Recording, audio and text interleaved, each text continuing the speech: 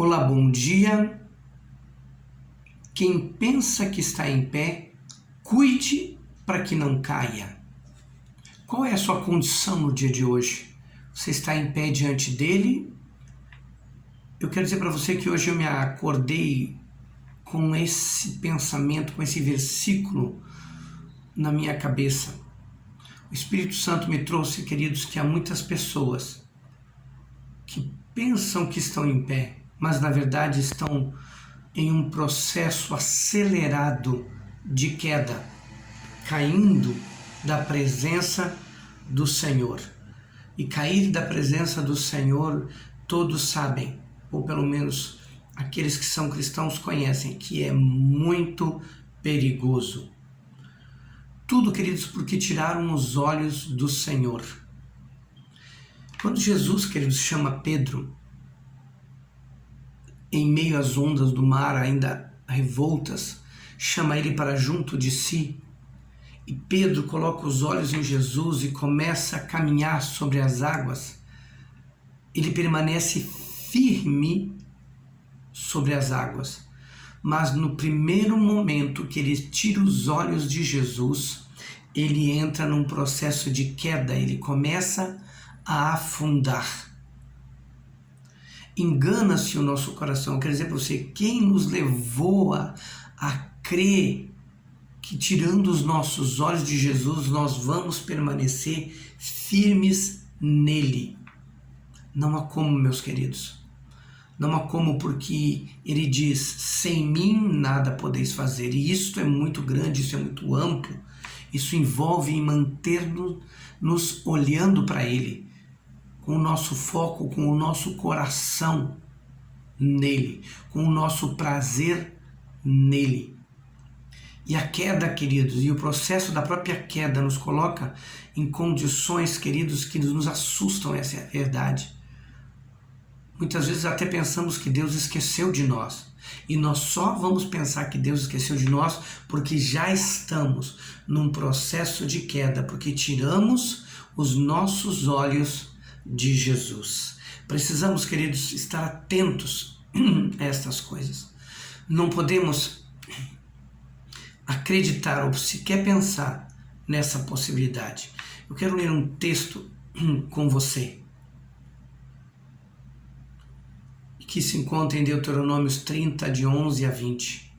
Porque esse mandamento que hoje te ordeno não te é encoberto e tampouco está longe de ti. Quem subirá por nós aos céus, que não-lo traga e não-lo faça ouvir, para que o cumpramos? Nem tampouco está além do mar, para dizermos, quem vai ir lá e buscar e trazer, para que possamos ouvir e para que o cumpramos? Porque esta palavra está muito perto de ti, na tua boca e no teu coração, para cumprires. Vês aqui, hoje te tenho proposto a vida e o bem, a morte e o mal. Porquanto te ordeno hoje que ames ao Senhor teu Deus, e que andes nos seus caminhos e guardes os seus mandamentos, e os seus estatutos, nos seus juízos, para que vivas e te multipliques, e o Senhor teu Deus te abençoe na terra na qual entras a possuir. Porém, se o teu coração se desviar e não quiseres dar ouvidos e fores seduzido a andar diante de outros deuses, a começar pelo próprio eu, não é, queridos? E te inclinares e os servires, então eu vos declaro hoje que certamente perecereis. Certamente, queridos, e não prolongareis os dias, os vossos dias na terra, a que vais passando o Jordão, para que entrando nela a possuas. Os céus e a terra hoje eu coloco como testemunhas diante de você, que tenho te proposto a vida e a morte, a bênção e a maldição. Escolhe, pois, a vida para que vivas, tu e a tua descendência. De que maneira, queridos? amando o Senhor teu Deus, dando ouvidos à sua voz e achegando-te a Ele, pois Ele, e somente Ele, é a tua vida e o prolongamento dos teus dias, para que fiques na terra que o Senhor jurou a teus pais, Abraão, Isaque e Jacó, que lhes havia dar. Sabe, queridos, ontem eu fui ministrado pela nossa liderança a respeito de vivemos debaixo da bênção do Senhor ou debaixo dos milagres. Nós nos impressionamos muito, queridos, quando vemos os milagres de Jesus e eles são maravilhosos. Mas se nós observarmos, queridos, os milagres eram feitos, na maioria das vezes, para aqueles que ainda não criam, para aqueles que estavam realmente debaixo de uma grande necessidade. E essa era a cultura que o povo de Israel aprendeu no deserto, de viver debaixo da dependência de milagres de Deus. É bem verdade que Deus prometia para eles bênçãos. E se você for estudar o que significa a bênção, era algo que Deus dava para eles e permanecia com eles sempre. E na verdade permanece até os dias de hoje, como diz nesta palavra, e para com toda a sua descendência. O povo de Israel é um povo, queridos, próspero. É um povo de um espírito muito especial da parte de Deus. É tremendo o que se vê lá quando você vai.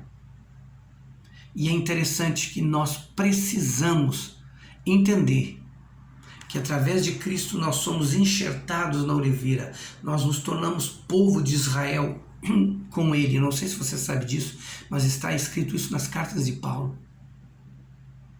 Só que muitas vezes, queridos, vivemos não debaixo da bênção, vivemos como se estivéssemos num deserto, dependendo sempre, clamando sempre por um milagre.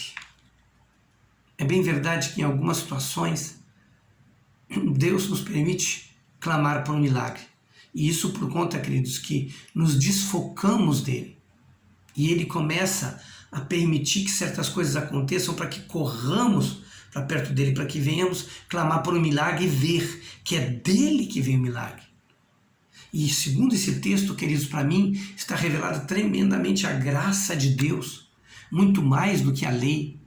Sim, é que diz: se cumprides os mandamentos, se andar nos meus juízos. Mas, queridos, os mandamentos e os juízos, os estatutos de Deus, refletem o caráter de Deus. Eu sempre repito isso.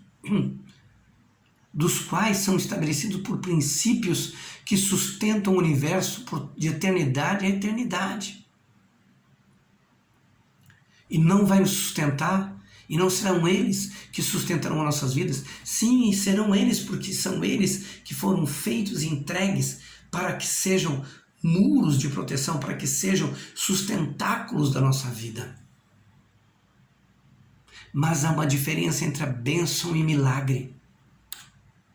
E Deus enviou Jesus Cristo. Sim, foi Ele que veio do céu e trouxe para nós, para junto, para estar no nosso coração, para estar nos nossos lábios. E assim vivemos debaixo da bênção do Senhor.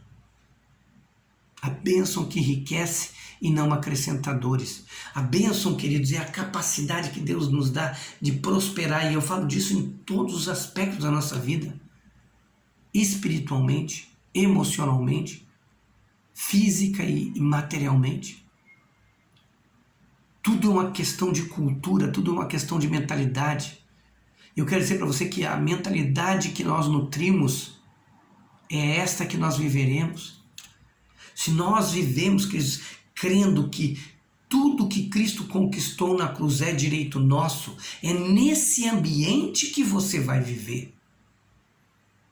Do contrário, queridos, você ficará dependendo uma mentalidade apenas da lei, a antiga lei, que não é desfeita, a lei não foi desfeita. Cristo disse, eu não vim para destruir a lei, eu vim para cumprir a lei. Amém. Mas, amados, há uma bênção liberada, há uma bênção desatada para aqueles que estão em Cristo Jesus. Isso significa uma nova vida. O que ser uma nova criatura é viver diante do ambiente do sobrenatural.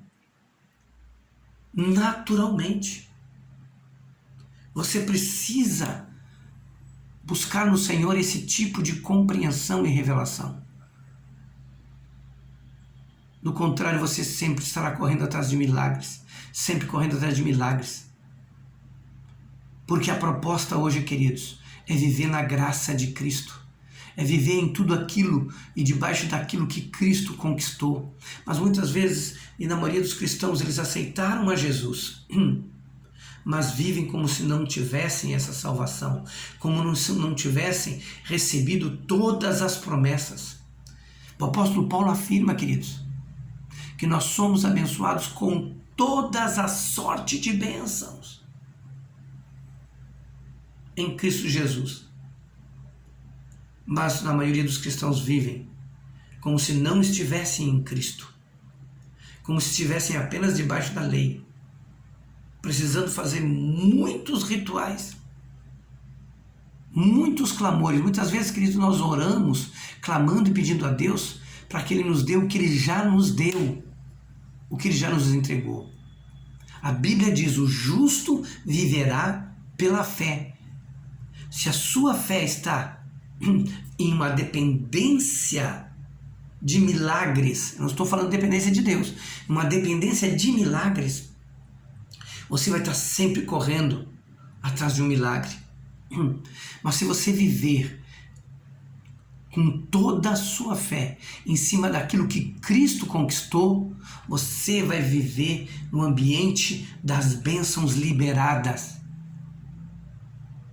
Se cumprirá o que diz em Deuteronômios 28, que as bênçãos vão correr atrás de ti e elas te alcançarão, elas estarão sobre a sua vida. Medite sobre isto. Isso não é uma heresia.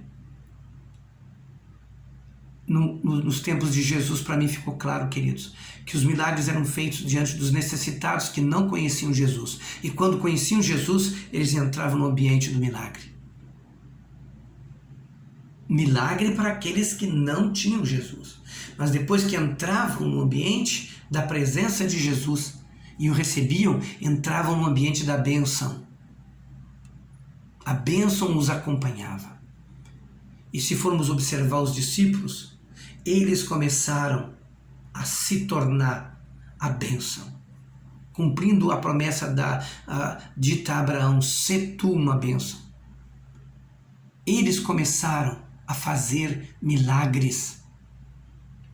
Quem não conhece a Cristo depende de um milagre, mas quem conhece ao Senhor está debaixo de uma unção do seu Espírito Santo para fazer milagres. Medite sobre isso. Leia esses textos que eu citei para você. Eu sei, queridos, que vivemos num mundo de desafios. Não foi diferente de Jesus. Jesus vivia desafios diários. Queriam matá-lo todo dia. O viver desafios não significa que não estamos debaixo da bênção. Significa que devemos permanecer nele, como nos diz, queridos, no livro de Gálatas, capítulo 6, verso 9. Não nos cansemos de fazer o bem, pois a seu tempo próprio colheremos, se não desanimarmos. Aqui é um princípio tremendo. O princípio de semear. Porque só colhe quem semeia. E a semeadura aqui é: viva na presença de Deus, ande na presença de Deus, ame ao Senhor, ame estar na sua presença, ame buscar a sua face, e Ele vai te abençoar de forma plena e absoluta. Hoje a mensagem foi um pouco maior, mas é para que você venha viver no ambiente da bênção do Senhor. Eu quero orar com você. Fecha teus olhos. Senhor eterno, eu quero te pedir nesta manhã que o Senhor traga revelação a cada coração, que o Senhor traga conhecimento a cada coração do quanto Cristo conquistou na cruz e está conquistado. Não é algo que devemos estar clamando todos os dias, pois aquilo que Cristo conquistou na cruz é direito nosso, é nossa herança. E quando recebemos a herança, usufruímos da herança. Eu sei o que significa isso. Por isso eu quero dizer para você, Deus está nos chamando para vivermos um tempo. O Senhor está nos chamando, Pai, para vivermos esse tempo. O tempo de usufruirmos da herança. O tempo de usufruirmos da bênção do Senhor. Traz essa luz, Pai. Traz essa compreensão nesses amados que estão me ouvindo e te ouvindo nesta manhã. Porque eu sei que essa palavra é tua para o coração deles. Renova a esperança deles. Renova a compreensão da fé de viver debaixo da bênção. E quando foram clamar por um milagre, seja em favor daquele que está perdido e necessitado de salvação. E o milagre do Senhor vai acontecer nas vidas que receberem a oração. Muito obrigado, Pai, por tão grande amor revelado aos nossos corações. No nome de Jesus. Amado, 2021, por mais que haja profecias de caos, eu quero dizer, Deus tem o melhor. Deus tem aquilo que Cristo conquistou na cruz para a sua vida. Não aceite viver abaixo disso. Viva e exponha a sua fé naquilo que Cristo conquistou. Grande beijo no seu coração.